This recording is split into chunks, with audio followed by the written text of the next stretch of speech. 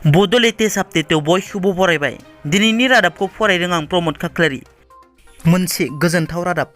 गावनि गोब्राब नांथाब नाजानायजों लोगोसे बर' रायजो राजाफोरनि अननायाव DID लिटिल मास्टार सिजन 5 देरहासार जानो हानाय बर'नि फिसा नबजित नार्जारीखौ दिनै मिरु एबसु आरो क'क्राझार एबसुनि बानजायनायाव क'क्राझारनि KDSA इनडोर स्टेडियामाव बरायनायजों लोगोसे मान बावो।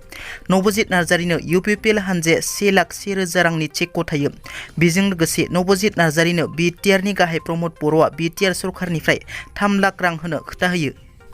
बेजों लोगोसेनो नबजित नार्जारीनो बर'नि गोजौसिन मान गोनांसिन देग्लायनि हारिमु बान्था जोहोलाव नीलेश्वर ब्रह्म बान्थाखौ BTR नि EM रन्जित बसुमतारी बिथाङा BTR सरकारनि जानानै फोसावो। मख'नो गोनांदि नबजित नार्जारीनि देरहानायाव DID सिजन 5 नि विनार प्रनीता स्वर्गियारिया नबजित नार्जारीनिसिम गाहाम हामलायनाय बावहरो आरो नबजित नार्जारीनि देरहानाया फिन खेबसेबाव बड'लेण्ड आसामनि थाखाय जोबोर गोग्गाथाव होनना फोरमायो आरो नाम्बार 5 खौ खाफाल गोनां होनना फोरमायो।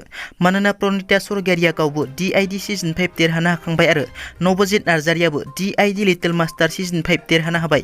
बुंथिनो गोनांदि नबजित नार्जारीनि देरहानाया फिन खेबसेबाव फोरमान खालामबायदि जोंनि बर'फोरा ज' जानानै खामानि मावोब्ला रावबो जोंखौ फेजेननो हाया।